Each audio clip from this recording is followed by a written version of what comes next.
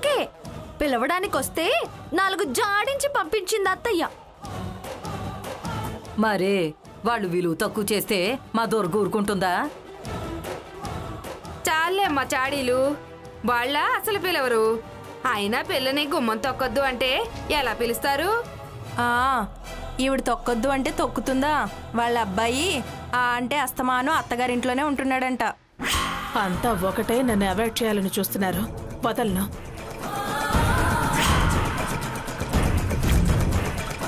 ఏయ్ ఏంటి నన్ను రెచ్చగొట్టమని మిమ్మల్ని అందరినీ మా గేట్లోకి పంపించిందా? ఎంతకు మాట్లాడుకున్నారు? కూలీకి మాట్లాడుకోవడం ఏంటి? మరి లేకపోతే మీ కాపురాలు మీరు చేసుకోరా? ఈ మంది గొడవలంటూ పెత్తనాలేమిటో. వాళ్ళు పిలవలేదంట, నేను వెళ్ళనంట అని మీరంతా గోల చేస్తూ వీధిలో తిరుగుతున్నారా? వెళ్ళండి వెళ్ళండి అవతలకి పదండి.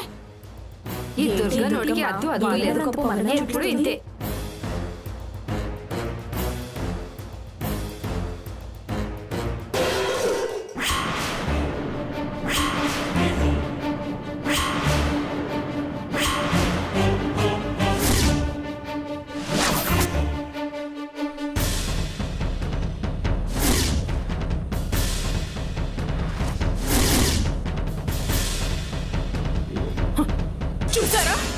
చూసారా వాళ్ళ పొగరు, వాళ్ళ అహంకారం?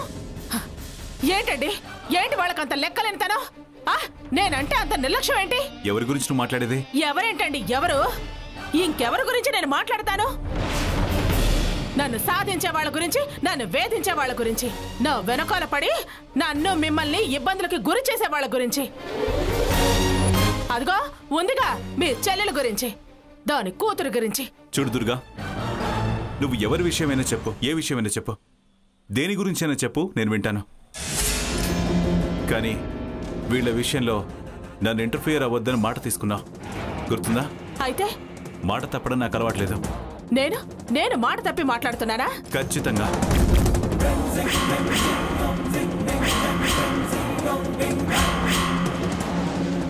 నువ్వు వాళ్ళ గురించి ఏ విషయం నాకు చెప్పదు. నేను ఈ ఫంక్షన్ విషయంలో ఇన్వాల్వ్ కాను.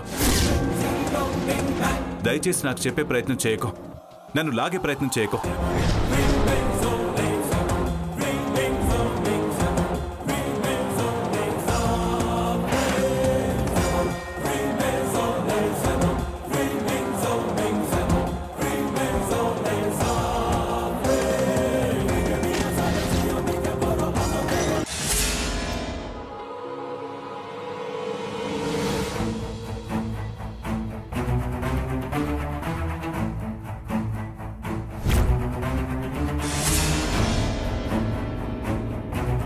ఆదిత్య, మీ నాన్న నా మాట వినటం లేదు, నన్ను ఇన్వాల్వ్ చెయ్యొద్దు అంటున్నారు. నువ్వైనా వింటావా? నువ్వు కూడా ఆయనలాగానే మాట్లాడతావా? దేని గురించమ్మా? దేని గురించి అంటావేంట్రా? దేని గురించి? అదిగో నువ్వు తాళి కట్టాను అని విర్రవీగుతున్నావే, ఆ తులసి గురించి.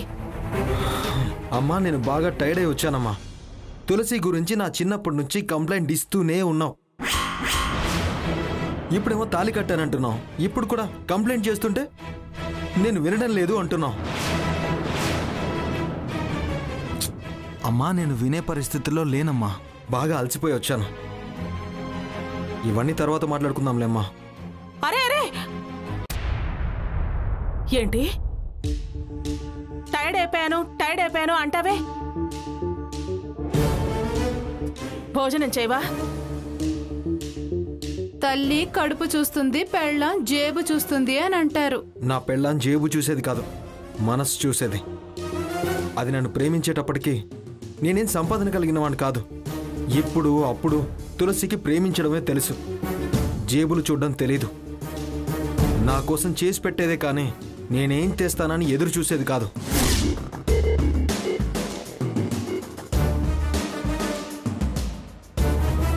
ఓహోహోహో, ఈ మాటలన్నీ మాట్లాడేసరికి అలసిపోలేదా? సందర్భం వచ్చింది కాబట్టి, నువ్వు కదిలించావు కాబట్టి మాట్లాడాల్సి వచ్చిందమ్మా. అంతేగాని నాకు నేనుగా నేను తులసి గురించి చెప్పట్లేదమ్మా. అంటే నేను చెప్పేది వినటానికి తీరిక లేదు? ఓపిక లేదమ్మా. నేను బయట తినే వచ్చాను కాబట్టి ఇప్పుడు తినలేను అంటున్నాను. అమ్మా, ఇదేం అలక కాదు, కోపం కాదమ్మా. జస్ట్ నా ఒపీనియన్ అంతే. పరిస్థితులన్నీ మన చేతులు జారిపోయేట్టు కనిపిస్తున్నాయి అక్క. ఏంటి ఏంటి ఏంటి చేయి జారిపోయేది? ఎవరు చేయి జారేది? అది నోటు దురుస్తనంతో వాగుతోంది. దాని టెంపర్ ధనమంతా నా దగ్గర చూపిస్తోంది. సాగదు. ఈ దుర్గమ్మకి ఎవరిని ఎక్కడుంచాలో బాగా తెలుసు. మీరేవి నాకు సలహాలు ఇవ్వక్కర్లేదు. నాకు వాళ్ళ గురించి వీళ్ళ గురించి పురెక్కించే ప్రయత్నం చేయకండి. నోరు మూసుకుని లోపలికి వెళ్ళండి. వెళ్ళండి.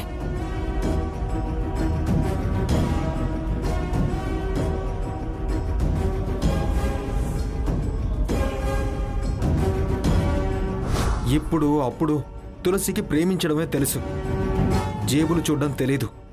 నా కోసం చేసి పెట్టేదే కానీ నేనేం తెస్తానని ఎదురు చూసేది కాదు.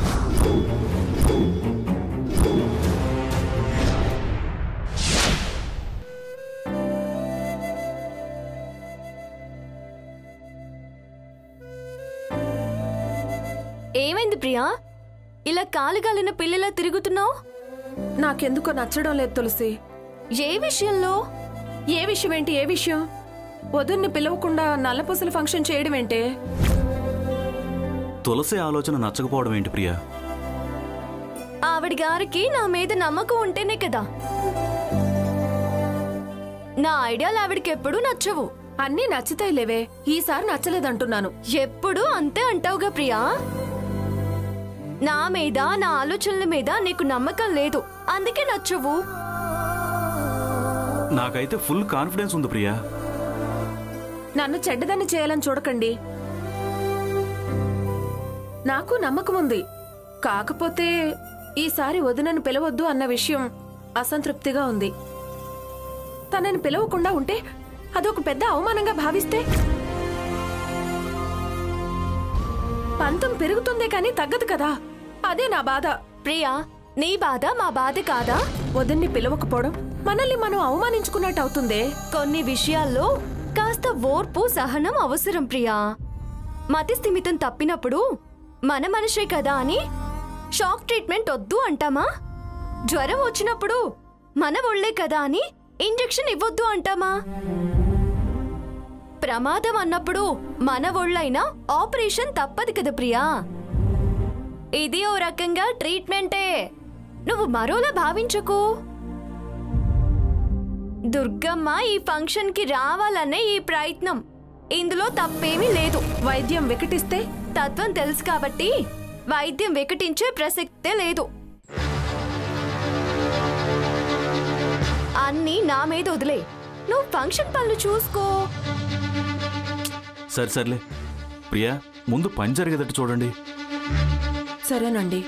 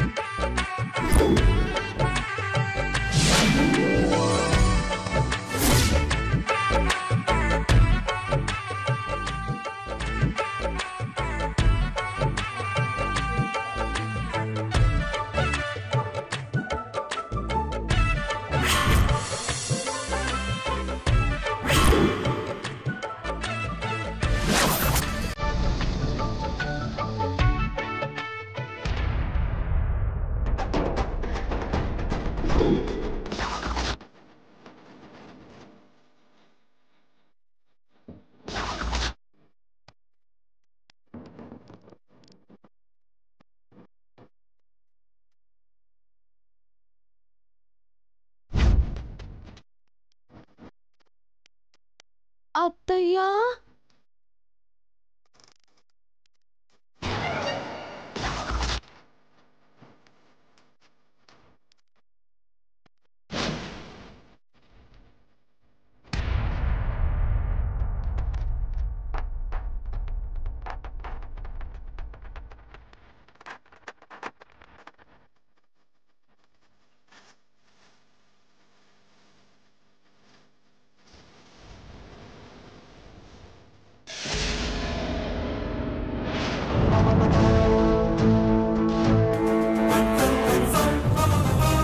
చెప్పుకోరా. ఏంటమ్మా ఇది? ఈ గెటప్ ఏంటి, ఈ తట్టేంటి, ఈ క్యారేజ్ ఏంటి? అసలు ఎక్కడికి? మీ తండ్రి కొడుకుల చేతిలో ఓడిపోయానని, మీ మీద ఆధారపడి లాభం లేదని, మీ వల్ల ఏ ప్రయోజనం పొందలేదని పెళ్లి పందిట్లోనే తెగేసి చెప్పి నా పుణ్యం నేనే సంపాదించుకుంటానని కన్యాదానం చేశాను.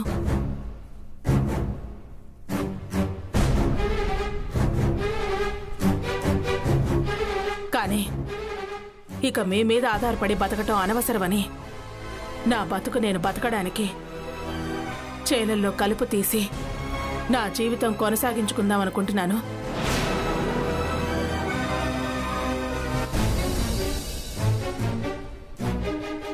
నా కష్టం మీదే బతకాలని నిర్ణయించుకున్నాను. కమిషనర్ భార్యగా నేనేమీ పొందలేకపోయాను. కనీసం కూలిదానిలా తృప్తి పొంది సంతృప్తిగా కన్ను మూద్దామని వెళుతున్నాను.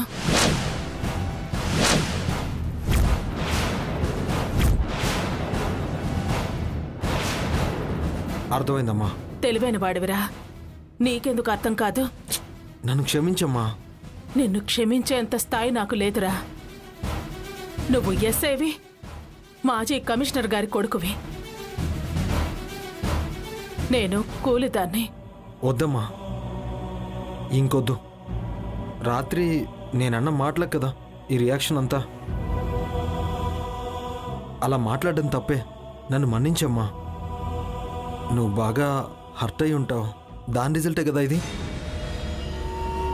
ఇంకెప్పుడు అలా మాట్లాడను. లోపలికెళ్ళు ప్లీజ్ అమ్మా. లక్ష్మి,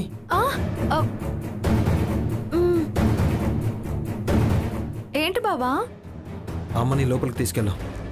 అమ్మా వెళ్ళమ్మా, తీసుకెళ్ళు. రా అత్తయ్యా, వెళ్ళమ్మా. రా. మనం ఎంత చేసినా మీ అమ్మ దాన్ని మొదటికే తెస్తుందిరా. ఏదో ఒక పరిష్కారం చూడాలి. ఇలా ఎన్నాళ్ళు నాకు అర్థం కావట్లేదు. అంతా నా టైం బ్యాడ్.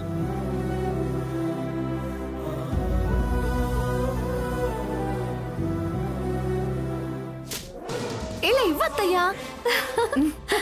దుర్గా, భలే అదరగొట్టావే. ఇంకా వెళ్ళు. నేను గీసిన గీత దాటరు. వాళ్ళు కార్యం ఎలా చేస్తారో నేను చూస్తాను పిన్ని. అది అత్తయ్య అంటే. దండం పెట్టుకో. నీ కోడలు ఎవడు? నా జన్మ జన్మల అదృష్టం అత్తయ్యా.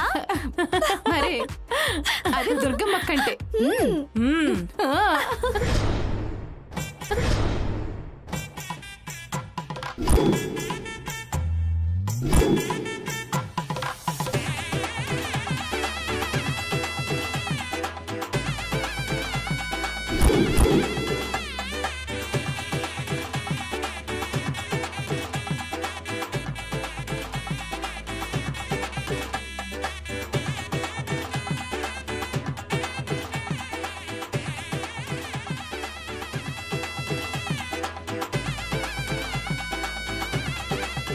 నేను మళ్ళీ కాల్ చేస్తాను.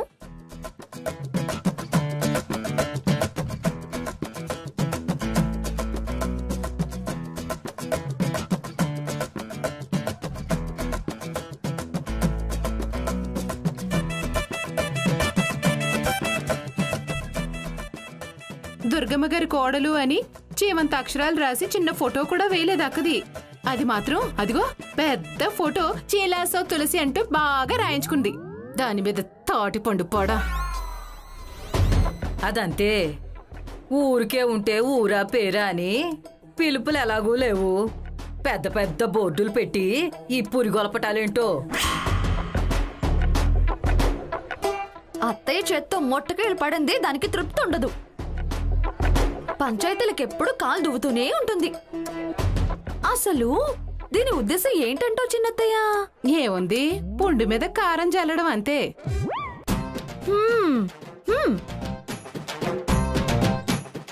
బాగా చెప్పావు. Hello 3 monkeys. ఏంటి మీలో మీరే మాట్లాడుకుంటూ దిక్కులు చూస్తున్నారు.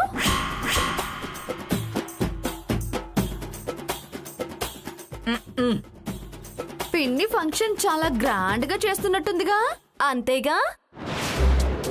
మా రేంజ్ లో మేము చెయ్యాలి కదమ్మా. పైగా నేనిప్పుడెవరు? శ్రీ శ్రీ శ్రీ శ్రీమతి కనకదుర్గమ్మ గారి కోడల్ని.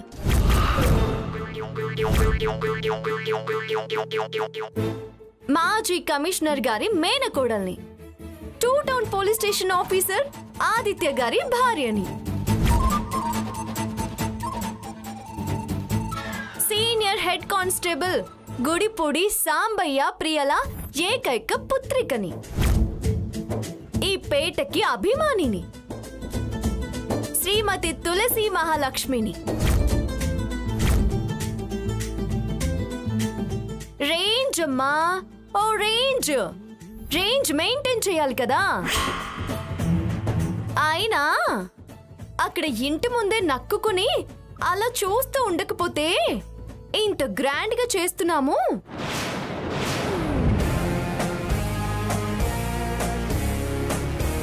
అయినా గోడ చాటు నక్కుకొని అలా చూస్తూ నిలబడి ఇంత గ్రాండ్ గా చేస్తున్నారు, అంత గ్రాండ్ గా చేస్తున్నారు అని ఇలా కొళ్ళుకోవడం ఎందుకు? కుమిలిపోవడం ఎందుకు? ఓ, మిమ్మల్ని మేం పిలవలేదనే కదా ఈ పేద సెడుపులన్నీ. మేమేం ఏడవటం లేదు కానీ దుర్గమ్మ కోడల్ని అని అంత దీర్ఘాలు తీసేదానివి అక్క ఫోటో ఎందుకేలేదు? నల్ల పూసలు వేసుకునేది నేను. అయినా మా ఇంటికి రాని ఆవిడ ఫోటో మా ఇంటి ముందు బోర్డు మీద ఎందుకు అని వేయలేదులే. ఆవిడ వస్తానంటే వస్తున్నా అని కబుర్ చేసి ఒక్క మాట చెప్పమనండి. మా ఇంటి ముందే కాదు, ఊరంతా దుర్గ గుడంతా ఫోటోలు వేయించేదాన్ని. దుర్గా నవరాత్రుల లెవెల్లో ఏర్పాట్లు చేసి రథం మీద ఆ ఇంటి నుంచి ఈ ఇంటికి తీసుకొచ్చేదాన్ని.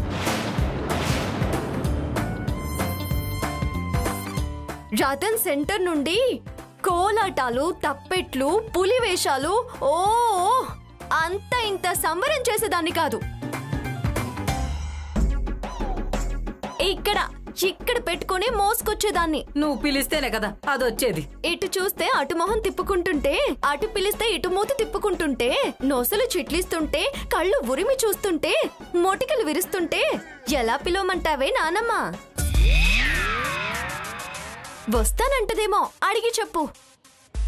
మేళ తాళాలతో వచ్చి మరీ పిలుస్తాము. నా ఫ్యామిలీ మొత్తం ఆమె గుమ్మం ముందు ఆగిపోతుంది. కాళ్ళు కడిగి పసుపు రాసి, గడ్డం కింద గంధం రాసి, నుదుటిన సింధూరం పెట్టి, పట్టు పీతాంబరాలు దోసెట్లు పెట్టి, అత్తయ్య అతిథివి నువ్వే, అమ్మవు నువ్వే, ఈ కార్యక్రమానికి పెద్దవు నువ్వే, పేరంటం నువ్వే, తొలి తాంబూలం కూడా నీకే అని మరి పాదాభివందనం చేసి మరీ పిలుచుకొస్తాను.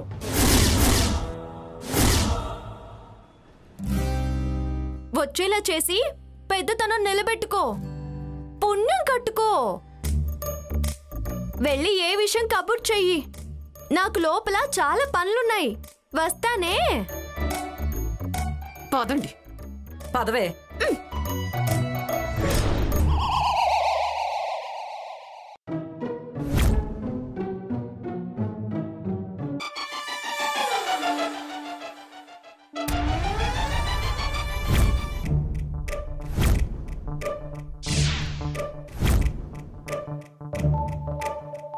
ఏమైందే?